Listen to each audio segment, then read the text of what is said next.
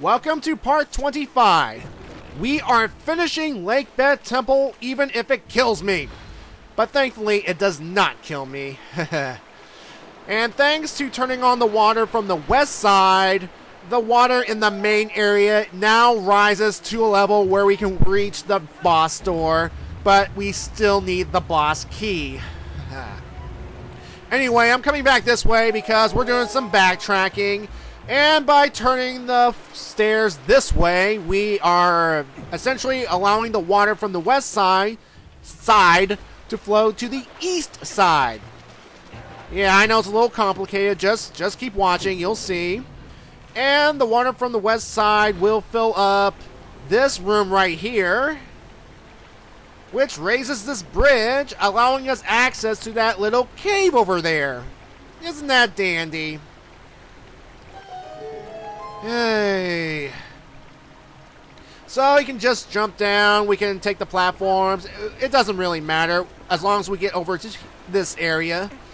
And the reason I'm coming back over here is, well, there's another heart piece that I want to get. It is very important to me. Very, very important. Unfortunately, it is guarded by a lizard foe. And you are no threat. Die. Yeah. Look at that. Tektite's trying to get me. You can't get me. I'm behind a gate. Nya, nya, nya, nya, nya. And look, it's retreating. Wuss. Coward. And it doesn't really matter. I get my heart piece. The last one of this dungeon. We're almost done. Now to get out of here, we need to claw shot to this target right here, and what the heck? Yeah, I just heard something break in there. What the heck's going on? I'm not sure. Yeah, right now I'm trying to get over there without attracting attention of the Tektites, because you know how they love to bounce and bump into you and cause you a lot of misery. But we're not going to let that happen, are we? You see, they cannot jump this high because I want this temple to end. I mean, again, I can tolerate this one a little more than past water temples. Because again, I can use my sword underwater. The claw shot is awesome, and it doesn't suffer from the same it doesn't suffer from the same things that make the other water temples mad. For example, you know that whole turning on the water to raise the water levels. That makes sense, but. Again, we're dealing with real-world type logic. Well, semi-real world, because there's still magic in this game, and it's still a video game, so video game logic still applies. Now, of course, now the time has come to get the big key, or boss key, if you want to call it that, and which means we have to go back to the west side, bottom level. Alright.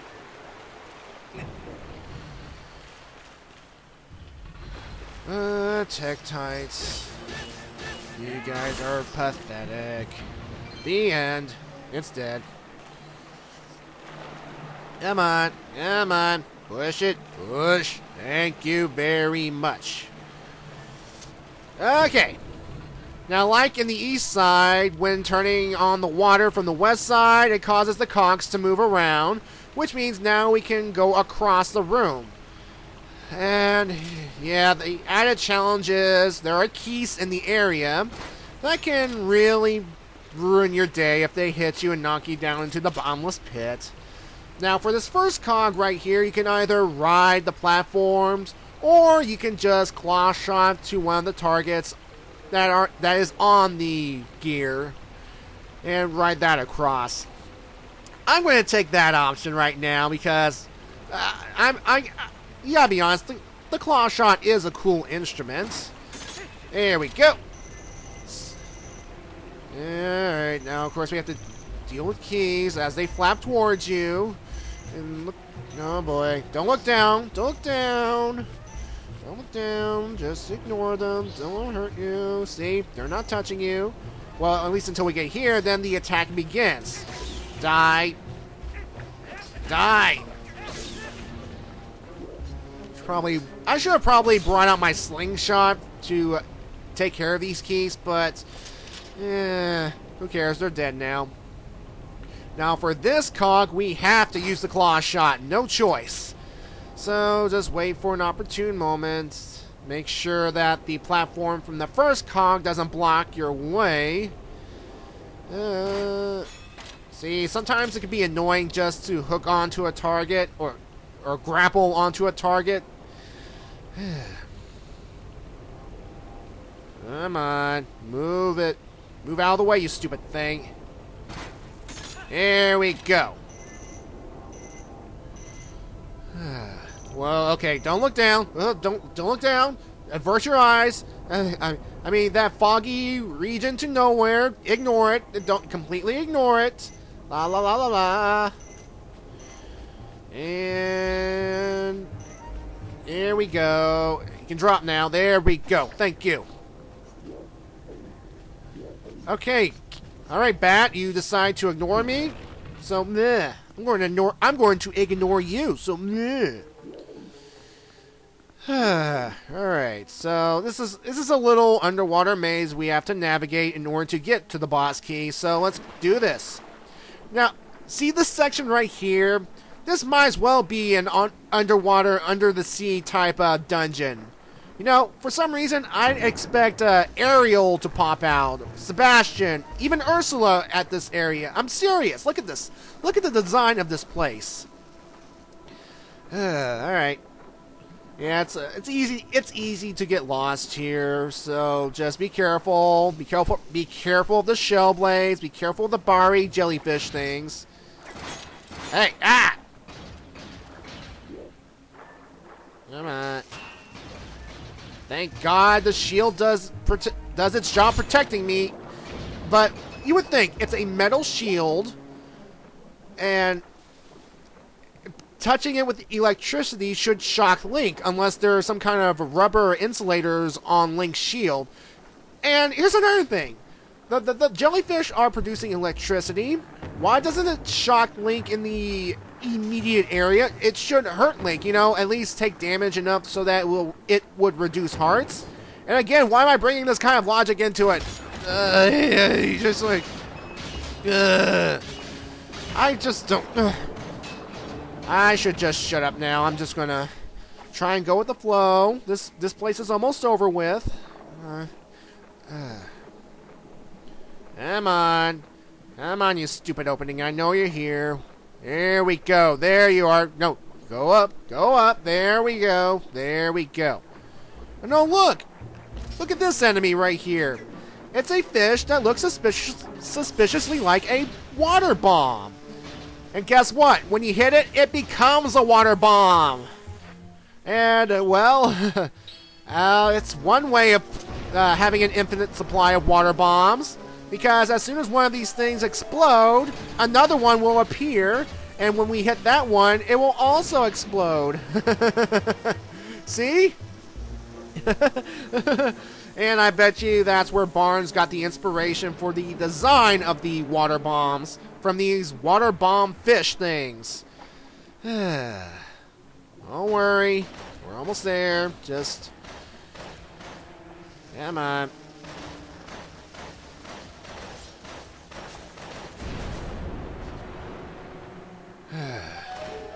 Come on. Stop cutting the underwater lake grass. Oh. Oh, hello. Shellblade, you are nothing in this game. Your Ocarina of Time counterparts were more menacing and more annoying and give me harder headaches. So, bleh. Okay.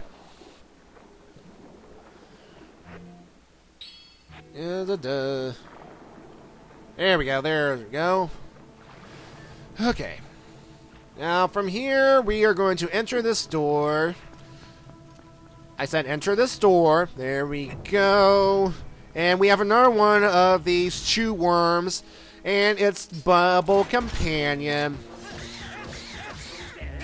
And it's dead. And the bubble fades away. Alright, yes. There we go. Oh, thank you, a heart. I needed a heart. Alright, now, down there, down below us, is the boss key. And in order to get there, we're going to have to use the claw shot to hook onto a target and lower ourselves down the sewer hatch. You know, it kind of looks like a sewer hatch, a fancy sewer hatch. And the thing is, we have to hang on to this claw shot target and lower ourselves downward to the key. And then once we're low enough, we can just let go. Now, you know, realistically, the claw shot should have gotten stuck on the hatch as you lowered, unless you were quick enough to retract it before the hatch seals all the way. But again, video game logic. Anyway, there are shellfish and there are skullfish in that area. But again, you can ignore them if you get out quickly. Hi, jellyfish, and dead. And here's another one. Come on. Oh, and there's a jellyfish.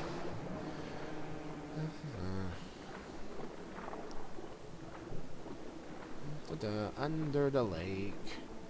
Under the lake. It doesn't have the same ring as under the sea. Alright. I'm going for that treasure chest because I don't want to come back here and we get water bombs.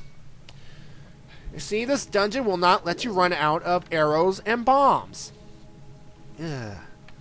Now we're done with this room. Let's get out of here.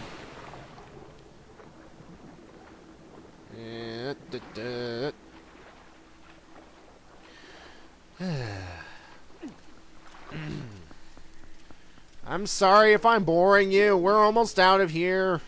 Come on. Go. There's nothing else. There's nothing left. Just swim. Swim and end this dungeon. No. Don't turn around. Go towards the door. There you go. See, there's the door. Nope. Climb on. There we go. Good boy.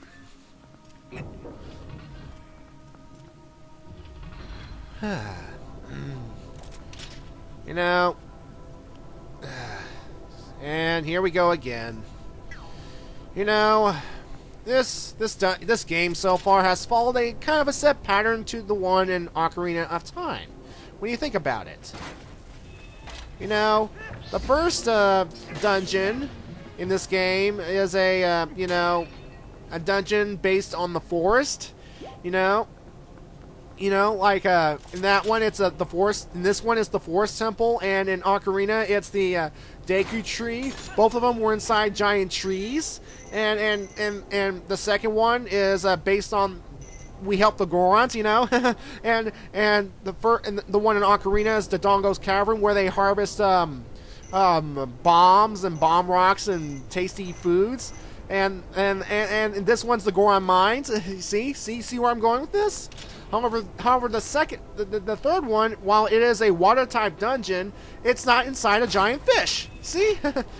It's slightly different. I mean, sure, it takes elements from the water temple and whatnot. Okay. Alright. To bring myself back to reality here, some people might say that this place is actually the water temple in the future. But there is evidence to the contrary, though, that this could be a separate temple from the water temple.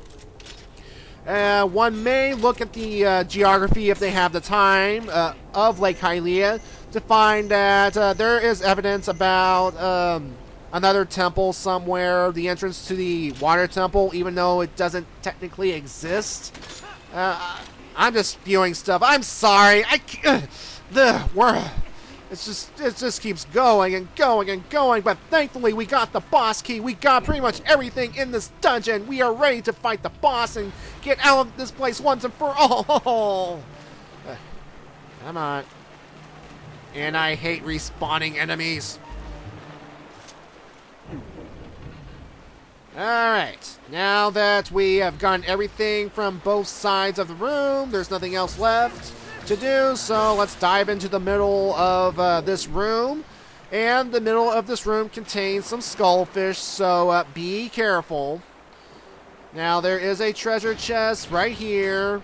I'm going to get it because it actually has something of use. Rupees. See? Money is good to buy things. And I'm going to be buying things later on. Regardless, we are done. Let go. Swim to the middle. We are done. And don't swim all the way down there. There's nothing of interest down there. Trust me. Trust me. Let's just go. Alright, so let's do this. Let's fight the boss. Let's be rid of this dungeon once and for all. Let's see. Oh, this one is a gate. Link does not have to, use his mighty Charlie Atlas superpowers to lift it. And down we go. Down. Come on. Down, down, down. We're really going down to the depths. A little too deep. Oh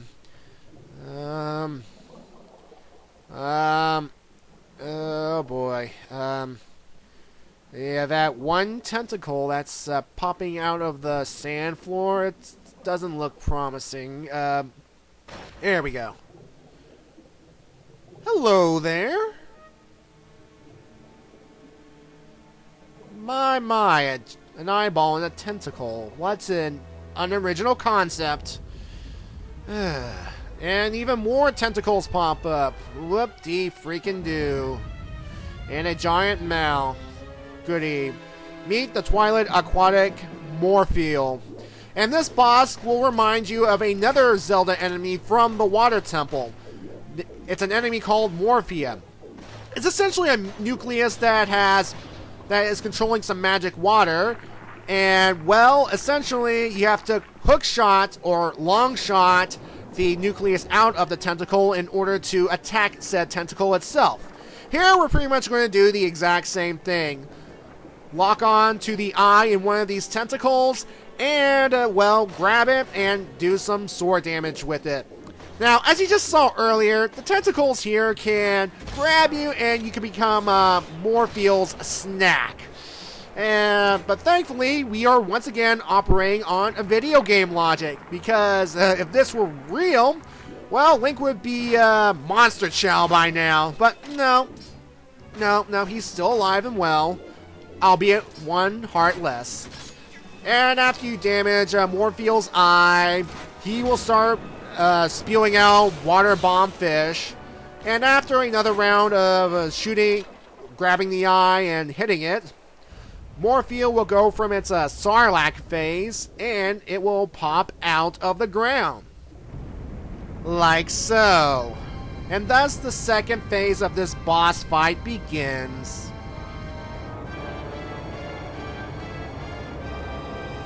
And there's the eye. It's big. Very big. Oh, very, very, very big. Ooh. Alright, now what we have to do is unequip the iron boots, and we are going to swim around. And the goal is to now claw shot the eye to latch onto him. And once we do, we can take out our sword and stab the eye a few times before Morphle shakes Link off. Now, this is actually kind of a cool fight, and we can actually end this quickly if we know what to do. Now, this is what not to do here. Ow. Alright, so we're going to swim around, get to a good point behind him, and at this point... Ow. Yeah. Once again, Link's heroic theme kicks in. See, this is actually kind of a cool thing that you can actually use the claw shot while swimming. See, it's actually pretty awesome when you think about it. It's a way it gives Link a more free range, free motion and whatnot. And uh-oh, no, you're not gonna eat me again, because I got you first. There we go. Don't worry, at least one more of these and he'll be dead. Ugh. Almost there. Come on. See, just keep it close. There we go, and this is it. This is where he dies.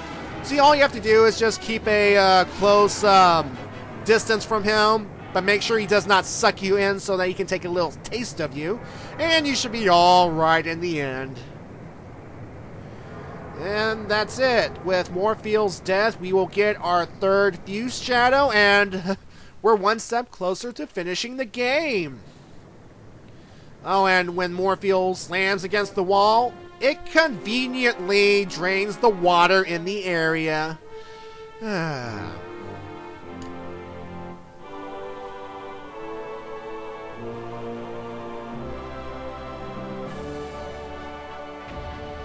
And yay, heart container. Oh yeah, so our third Fused Shadow. So, we did it. We got all the pieces.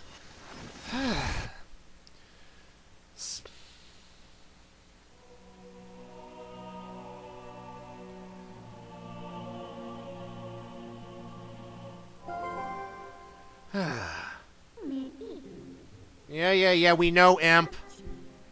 Yeah, okay, whatever. We have done your dirty work. Now we can finish this game. But in typical Zelda fashion, after we get the third plot MacGuffin, something big will happen which will force us to the second phase of this adventure. And, well, that's what's about to happen here. Now, while the water is, well, lowered, it essentially allows Link to switch back to his regular green garb if he wants to. But I'm sticking with the Zora tunic because, well, it doesn't really matter what you wear because the next cutscene coming up will actually reflect what you're wearing, and I kind of like that. I mean, you could be wearing the regular Zelda garb or the other Zora garb, so yeah. Anyway, the next cutscene here will be, well, a game changer, and we will see it in part 26. See you then.